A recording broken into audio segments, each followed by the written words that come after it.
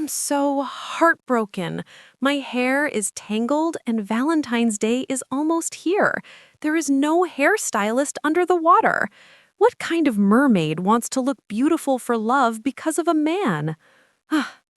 Tamira lived in a weather-beaten shack on the edge of a Nigerian coastal community. Her salon was nothing more than a shaky plywood room patched with old banners and rusted roofing sheets. When the wind blew too strongly, the walls trembled as though they might give away at any moment. Children often joked that one day the salon would fly away and land in the ocean. People in the community called her Tamira, the low-budget stylist. Some said it with laughter, others with pity, and some said it with an edge of mockery that stung deeper than she cared to admit. She owned only a few plastic combs, each with broken teeth, and hair extensions she reused after washing. Her hairdryer was a borrowed one that hummed like a tired generator. Yet, even with these humble tools, her hands worked with silent magic. In quiet moments, she dreamed of creating styles worthy of magazines and city billboards. She imagined customers from abroad lining up for her to braid their hair. She imagined running a real salon one day, with a bright signboard and polished mirrors that showed every face clearly. Still, her dreams lived inside her heart like hidden fireflies. To make things worse, people underestimated her because of her smallness, her softness, and her financial struggle. There was a gentle spark in her, a playful humor that made customers laugh even when they weren't satisfied with their hair. She smiled easily, sometimes to mask her heartache, other times to keep her hope alive. The community saw a poor girl with poor tools, but beneath that perception was someone hungry for artistry, for success, and for growth. And she didn't know that fate, in its most unexpected form, was already making its way toward her. Other stylists in the community considered themselves superior to Tamira. Amina had an air-conditioned salon with golden-painted mirrors. Fatima imported expensive attachments from abroad. Riri boasted of being trained in Dubai and would often remind her customers that quality doesn't live in cheap places. Customers walked past Tamira's shack to patronize the bigger salons. Some would glance at her and whisper loud enough for her to hear. She's still using those outdated styles. Her tools belong in a museum. If she touches your hair, it might break before evening. Every insult echoed in her heart, but she never responded to their mockery. She had learned to swallow hurt and transform it into silent motivation. Day after day, she sat outside her salon waiting. Sometimes an entire day would pass and only one customer would come.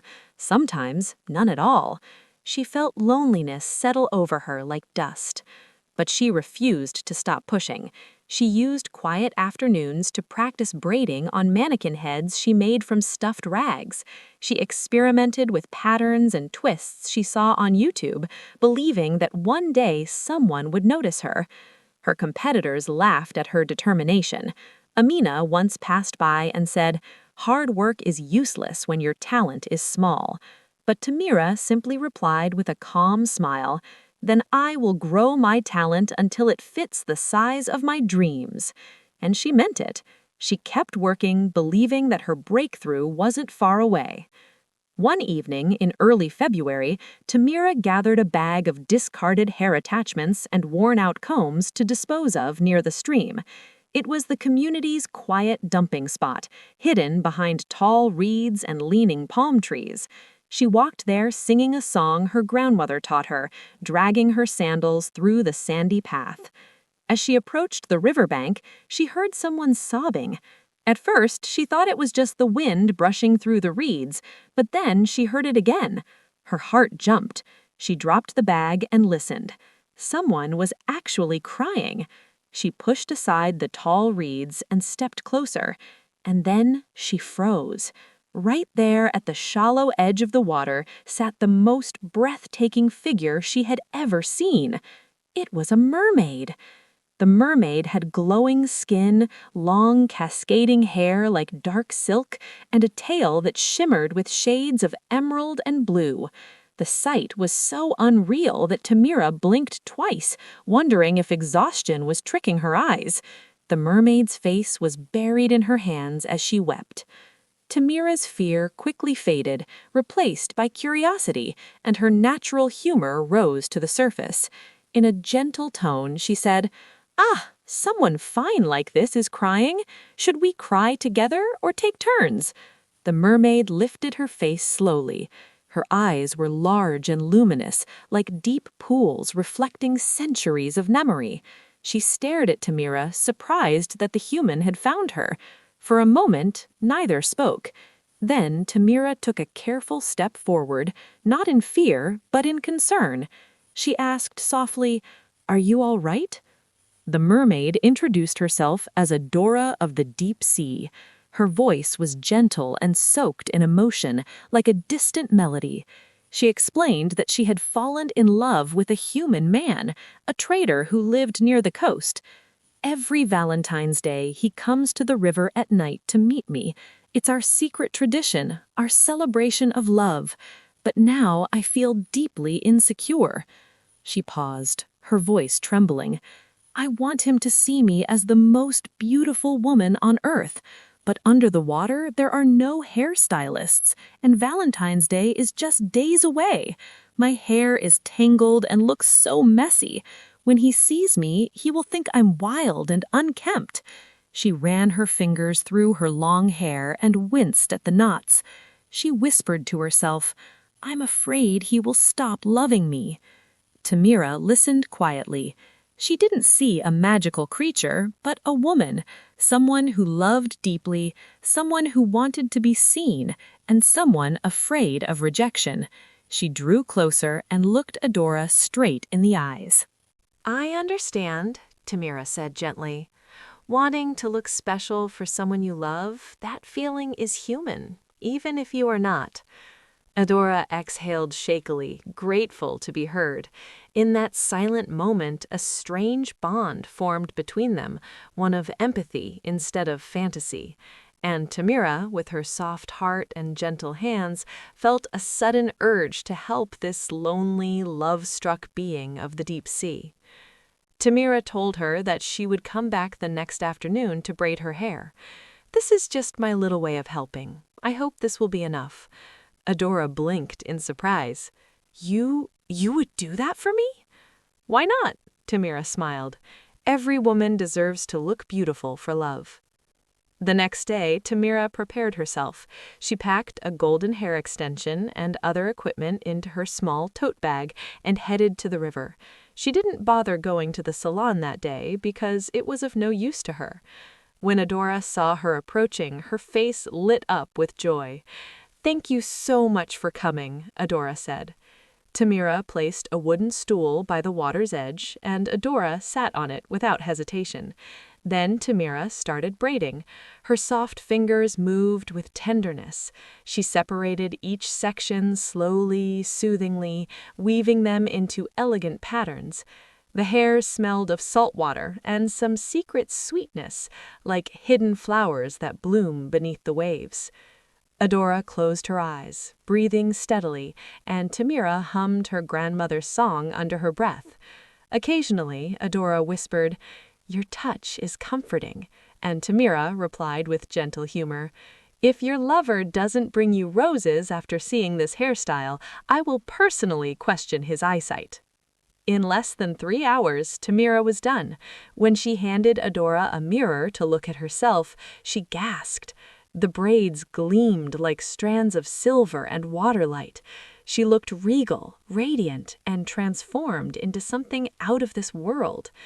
Emotions filled her voice as she said, "I feel more beautiful than I ever have." Her gratitude was pure and shining.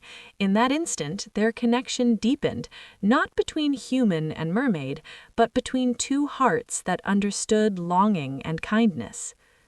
Adora turned to Tamira with a gaze full of emotion. She dipped her fingers into the river, and when she lifted them, droplets clung to her skin like tiny stars. "Give me your hands," she said softly. Tamira hesitated, then extended her palms. Adora touched them gently. Then a warm glow rushed through Tamira's fingertips like sunlight sliding into her veins. She gasped loudly and stared at her own hands as though she was seeing them for the very first time. "From today, your hands will never rest, for every head will seek them," Adora said. Tamira blinked hard. This sounds very dramatic. Are you sure it's not just one of those poetic blessings?"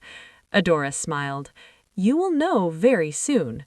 Slowly the glow faded, but the warmth remained, sitting in Tamira's palms like a hidden ember. She rubbed her hands gently, puzzled and amused.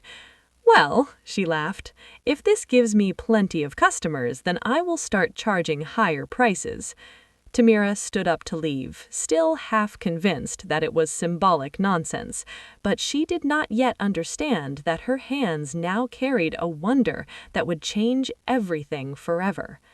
The very next morning, Tamira opened her humble shack salon as usual.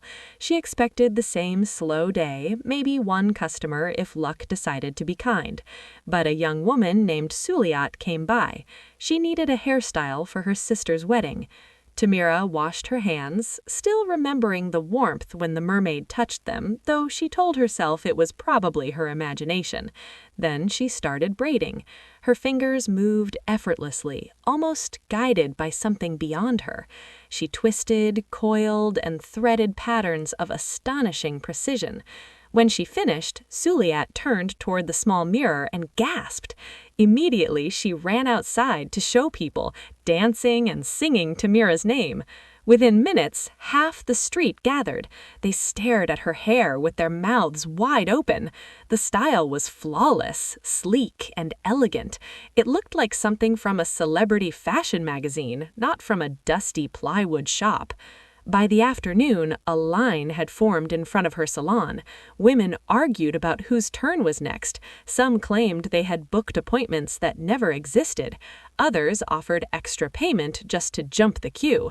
At one point, two ladies shouted, "You copied my spot!" "No, you copied my spot!" Meanwhile, Tamira just kept working, her fingers moving like unstoppable magic. Word spread far beyond the community. By the second day, women arrived from neighboring towns. By the third day, people started to whisper, "If you want the best braids in this region, go to Tamira." Even men started coming, not to braid their hair, but with gifts. They brought roasted fish, fresh bread, and fried yam. Some leaned by the doorway, pretending to be casual, saying things like, "Your salon is such a fine place. Should I help you sweep the floor?" Tamira just laughed and continued her work. Her former loneliness vanished before her eyes.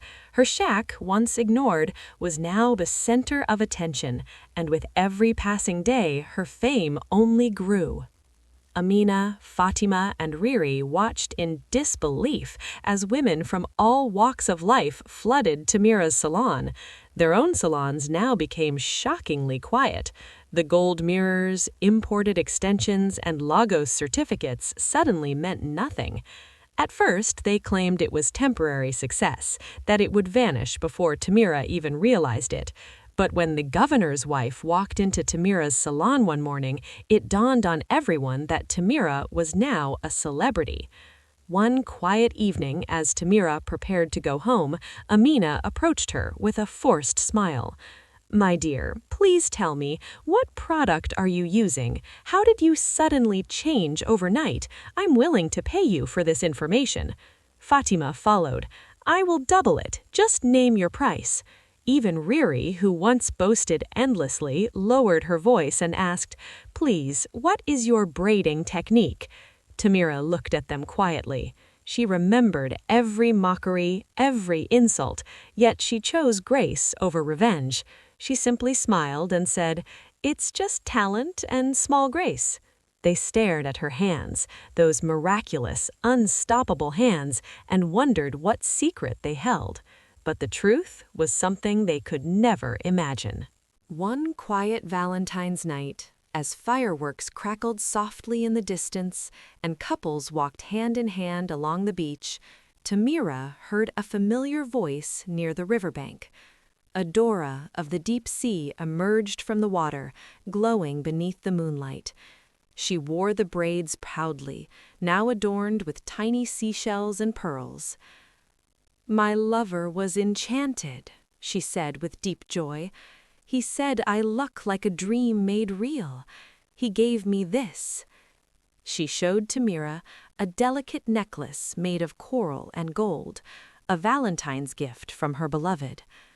"Oh my God, I'm so happy for you," Tamira exclaimed. Adora reached into the water and brought forth a basket of shimmering seashells. They were iridescent, luminous, and unlike anything from the mortal world. "Sell these," Adora said. "They will bring you fortune beyond your imagination. This is my Valentine's gift to you, my first of many." "Your first gift?" Tamira exclaimed. "You have done more than enough." But Tamira accepted them with quiet gratitude and thanked her. In the months that followed, the seashells made her wealthy. Tamira built a bright modern salon with wide mirrors and elegant chairs. She hired young stylists and treated them gently, teaching them with patience and laughter. Her rivals matured into supporters, and the community now spoke of her with respect. People often asked her how she rose to success, but Tamira simply smiled and said, "Kindness travels far." And at night, when the wind was soft, she sometimes thought of a mermaid with braided hair, celebrating love beneath the waves, and smiled. Thank you for reading. May your hands create beauty, and may your heart always choose kindness.